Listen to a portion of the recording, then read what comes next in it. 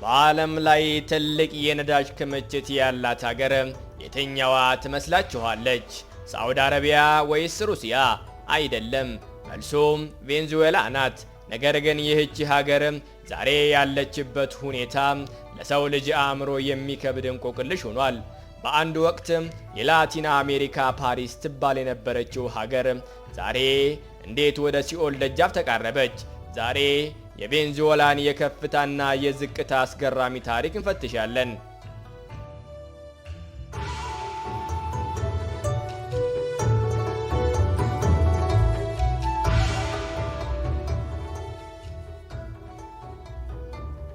ቬንዙዌላ ማለት ትንሿ ቬነስ ማለት ነው። በ15ኛው ክፍለ ዘመን ስፔኖች ሲመጡ በውሃ ላይ የተገነቡ ቤቶችን አይተው ነው ይህንን ስም ያወጡላት። ለዘመናት በግብርና ትታወቅ የነበረችው ሀገር በ1920ዎቹ ጥቁር ቆቅ ወይም ነዳጅ በምድሯ ላይ ሲገኝ ታሪኳ ተቀየረ። በ1950ዎቹ ቬንዙዌላ ከዓለም በነፍስ ወከፍ ገቢ ከአራቱ ቀዳሚ ሀገራት አንዱ ነበረች። አሜሪካውያን፣ አውሮፓውያን ለሥራ ፍለጋ ወደ ቬንዙዌላ ይጎርፉ ነበረ። ያኔ ቬንዙዌላ የዲሞክራሲና የብልጽግና ተምሳሌት ነበረች።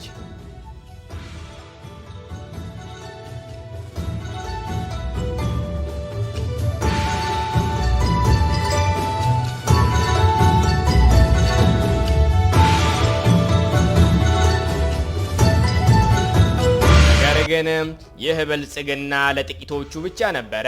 በሀብታሙና በደሃው መካከል ያለው ልዩነት ሰፋ። በ1990ዎቹ መገባደጃ ላይ አንድ ቁጡ ወታደር ብቅ አለ። ሁጎ ቻቬዝ የሀገሪቱ ሀብት ለድሆች አከፋፍላለሁ በሚል ተስፋ ስልጣን ያዘ። የነዳጅ ዋጋ በዓለም ገበያ ሲንር ቻቬዝ በቢሊየን የሚቆጠር ዶላር በድሆች የጤና፣ የትምህርት ዘርፍ ላይ አፈሰሰ። ለጊዜው ሁሉም ነገር መልካም ይመስል ነበረ። ነገር ግን በጓሮ ሌላ ጥፋት እየተጠነሰሰ ነበር።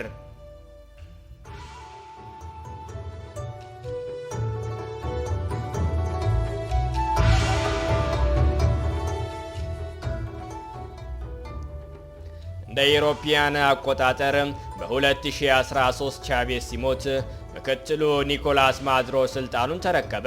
በዚህ ወቅት የነዳጅ ዋጋ በዓለም ገበያ ወደቀ። ቬንዙዌላ ከነዳጅ ውጪ ሌላ ኢኮኖሚ ስላልነበራት ቤቷ በካርታ እንደተሰራ ቤት ተናደ። መንግስት ገንዘብ በብዛት ማተም ጀመረ። ውጤቱም አስከፊ ሆነ። በሀገሪቱ የዋጋ ግሽበት በቢሊየን ፐርሰንት ጨመረ። አንድ ዳቦ ለመግዛት አንድ ጆንያ የገንዘብ መያዝ ግድ ሆነ። ሆስፒታሎች ያለ መብራትና መድኃኒት ቀሩ። የሰው ልጅ በታሪኩ አይቶ የማያውቀውን የኢኮኖሚ ውድቀት ሀገሪቱ ወረራት።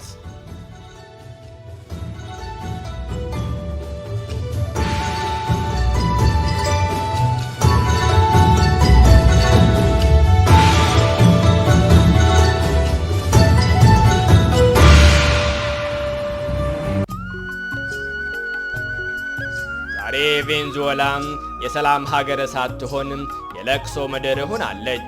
ከ7 ሚሊዮን በላይ ዜጎቿ ሀገራቸውን ጥለው ተሰደዋል። ይህ በጦርነት ከምትታመሰው ሶሪያ ቀጥሎ ትልቁ የሰው ልጅ ስደት ነው።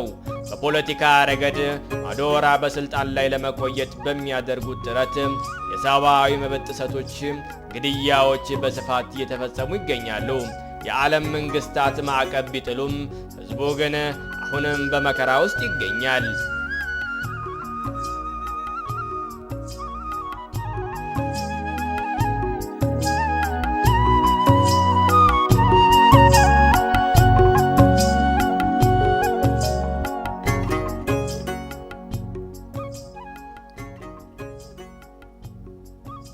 እንደ ኢሮፒያን አቆጣጠር በጃንዋሪ 2026 ትራምፕ ወደ ዋይት ሃውስ ከመመለሳቸው በካርካስ ያለውን የኒኮላስ ማዱሮ መንግስት ከፍተኛ ስጋት ውስጥ ወድቋል። ትራምፕ ገና በበዓል ሲመታቸው ላይ ባደረጉት ንግግር ቬንዙዌላ የምዕራብ ንፍቀ ክበብ የካንሰር እጢ ሲል ጠርተዋታል። ይህ ንግግር በሁለቱ መሪዎች መካከል የነበረውን የቆየ ጥላቻ ዳግም እንዲቀጣጠል አድርጎታል።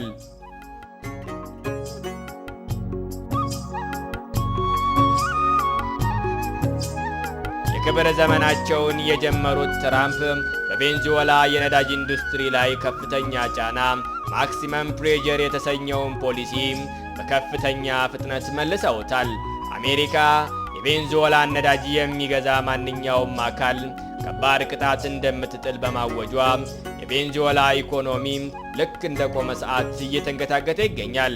ማዱሮም በበኩላቸው የኢምፔሪያሊስቶች ሴራ አይበግረንም ቢሉም በሀገሪቷ ያለው የዋጋ ንረት ግን ሰማይ ነክቷል።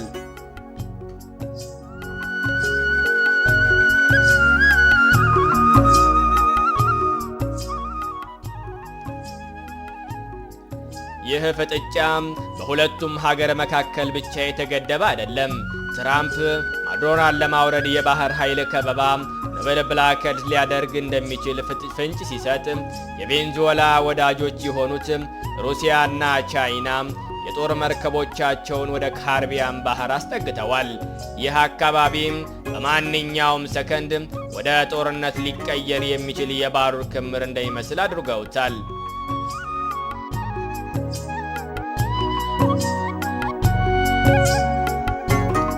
በትራምፕ የሚደገፉት የቬንዙዌላ ተቃዋሚዎች በካርካስ ጎዳናዎች ላይ ዳግም ሰልፍ ጀምረዋል። ማዱሮ በበኩላቸው አሜሪካ የቅጥር ነፍሰ ገዳዮችን ልካብኛለች በሚል በርካታ የውጭ ዜጎች በቁጥጥር ስር ማዋላቸውን ገልጸዋል። በየቀኑ የሚወጡ ዜናዎች የመፈንቅለ መንግስት ሙከራዎች፣ የሳይበር ጥቃቶችና ሚስጥራዊ የደህንነት ስምምነቶችን የያዙ በመሆናቸው ዓለም በጉጉትና በፍርሃት እየተከታተሉ ይገኛሉ።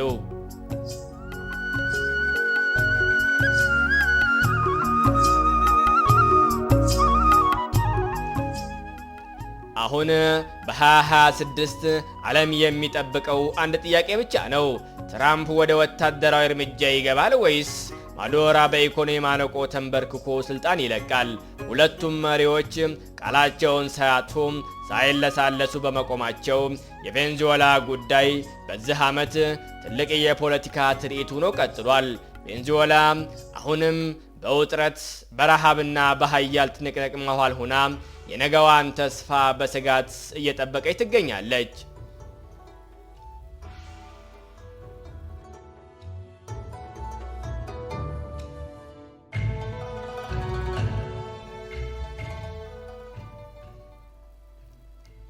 የቬንዙዌላ ታሪክ ትልቅ ትምህርት አለው።